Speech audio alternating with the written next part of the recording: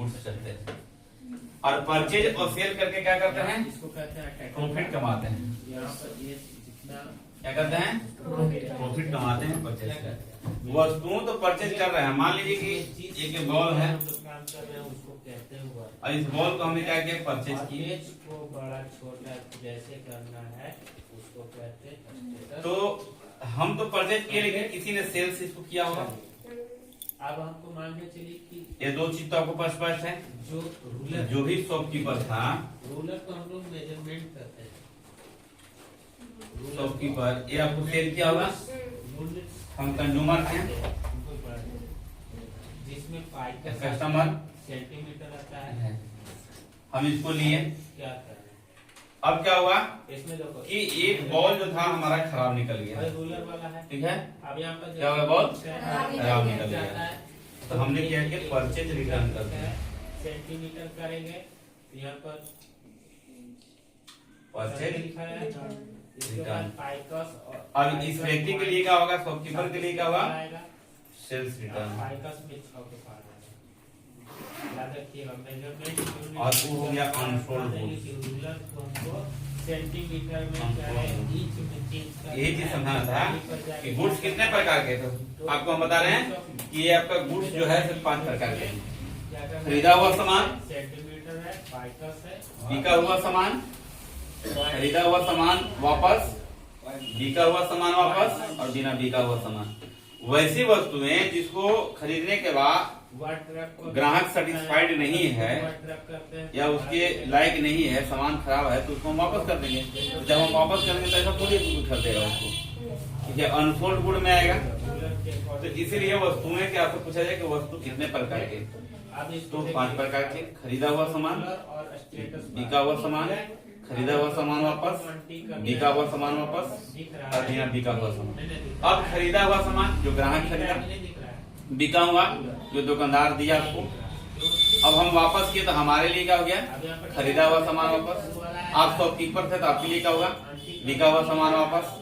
अब आपके लिए क्या हो गया, अनसोल्ड गुड्स, बिना बिका हुआ सामान। अब वो बिकेगा नहीं होता है। तो ये आपकी वस्तुएं की कैटेगरी आती है, जो संक्षिप्त में आपको जानना था कि वस्तुएं की कितने प्रकार से हम सेल करें। और मुख्य उद्देश्य क्या होता है, हमें वस्तुओं को बेचकर प्रॉफिट करना। हो सकता है कि मैट लॉस हो जाए लेकिन उसका कोई नहीं।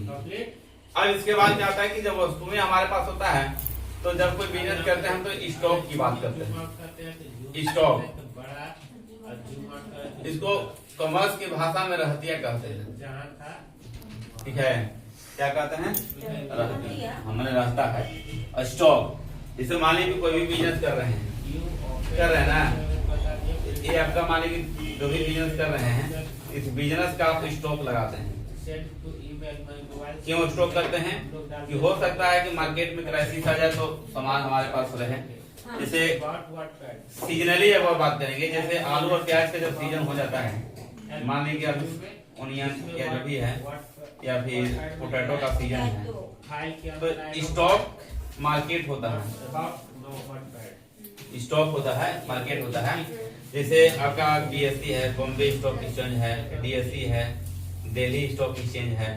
ये सभी में क्या होता है, आप पेपर में देखते होंगे कि ये चीजें जो है जब्त कर लिया गया। मतलब कहने का मतलब होता है कि स्टोर कर लिया गया है, तो मार्केट में सप्लाई नहीं है।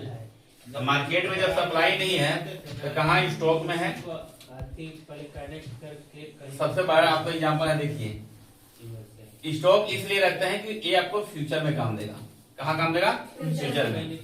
जैसे मान लीजिए कि आप दुकान किए हैं, आपका सामान सब खत्म हो गया, तो आप कहाँ जाके देखते हैं, स्टॉक में ही तो देखते हैं ना, स्टॉक में है आपके पास कि नहीं है।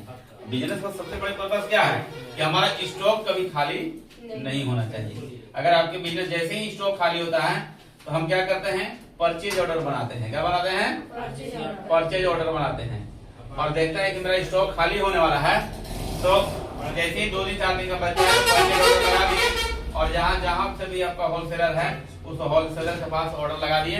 होलसेलर हमें सामान खत्म होने से पहले ही हमारे पास वो भेज देगा और हम सामान को कई मात्रा में रखते हैं। कभी स्टॉक में क्या होता है कि हमें किसी भी चीज का जैसे मान लीजिए स्टॉक कर लिए, मुद्रा में बेचेंगे, ज्यादा पैसा बेचेंगे।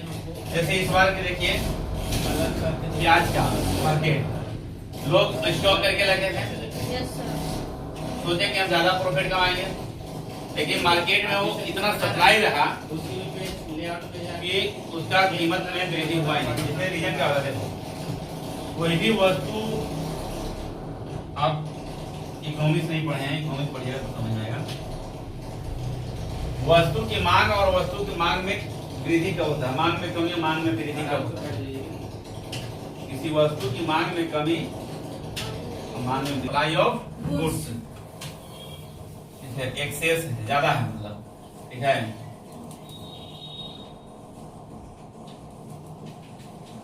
सप्लाई ऑफ गुड्स रेगुलर है, कुछ चीजों के मात्रा में सप्लाई हो रहा है, क्वांटिटी के अनुकूल सप्लाई हो रहा है मार्केट में, और हमेशा वो चीज मिल रहा है, तो उसका जो मांग होगा, उसका प्राइस जो होगा वो क्या होगा? लो होगा, ठीक है। प्याज का सप्लाई बहुत अच्छा था, प्राइस नहीं बढ़ा, और उसी चीज को अगर सप्लाई कम रहता मार्केट में तो ऑटोमेटिक प्राइस ज्यादा हो जाता। जैसे सब्जी का भी रेट देख रहे हैं आप मार्केट में, अभी गोभी जो है कुछ उठता नहीं था, उठता था, मूली 2 रुपए 3 रुपए रहता था। रीजन क्या है? कहीं न कहीं मौसम के कारण या फिर मार्केट में इसकी सप्लाई बहुत कम हो रहा है, किसान उगा नहीं पा रहे हैं, या किसान का प्रोडक्शन कम हो चुका है, जिसके कारण इसका महंगाई बढ़ा हुआ है। तो एक चीज कहता है कि जब अगर सप्लाई ऑफ गुड्स अधिक हो तो ऑटोमेटिक है कि मूल्य में कमी हो जाता है, और सप्लाई ऑफ गुड्स अगर कम हो जाता है तो मूल्य में वृद्धि हो जाता है। मार्केट में है ही नहीं जो चीज बहुत कम मात्रा में है, तो उसमें क्या होता है? कभी कभी देखते हैं कि आपका टमाटर भी 100 रुपये हो जाता है। रीजन क्या है? मार्केट में सप्लाई नहीं है, मार्केट तक पहुंच नहीं रहा है चीजें, तो मार्केट तक पहुंच नहीं रहा। और एक और रीजन होता है, डिमांड होता है, कि अगर किसी वस्तु की डिमांड अगर ज्यादा हो जाए, मांग ज्यादा हो जाए, ठीक है, तो उसका मूल्य में वृद्धि हो जाता है। ये भी समझ लीजिए, वस्तु की अगर मांग ज्यादा हो जाता है तो उसका मूल्य में वृद्धि हो जाती है। जैसे सोना का मांग इतना रहा, अब सोना का मांग कैसे रहा? तो हमारे पास पैसा नहीं, आपके पास पैसा नहीं है, लेकिन मार्केट में बहुत ऐसे बिजनेस पर्सन है, बहुत ऐसे एसेट्स हैं जो सोना को इतना ज्यादा मांग कर दिया है, कहीं ना कहीं उसका मांग ज्यादा था, डिमांड ज्यादा था, तभी तो उसका मांग ऐसी प्राइस बढ़ा दिया गया। अब अगर आज से गोल्ड लेना कोई बंद कर दे, गोल्ड लेगा ही नहीं, उसको अगर रेट करना है तो तुरंत रेट उसका मांग जो है उसका प्राइस कम हो जाएगा, कोई लेगा ही नहीं। आप बहुत सब्जी उगा रहे हैं, बहुत सारी चीज कर रहे हैं, सारा प्रोडक्ट कर रहे हैं अपने घर में या फिर अपने खेत में, सब कुछ लगा रहे हैं और मांग है ही नहीं, क्योंकि वो चीज सब कोई लगा रहा है। आपके भी खेत में टमाटर है, हमारे भी है, पूरा गांव में है, तो फिर कोई लेगा नहीं, तो वहां पर सब लेते। ये सब सारी चीजें डिपेंड करता है वस्तु का मांग में वृद्धि, मांग में कमी भी होता है।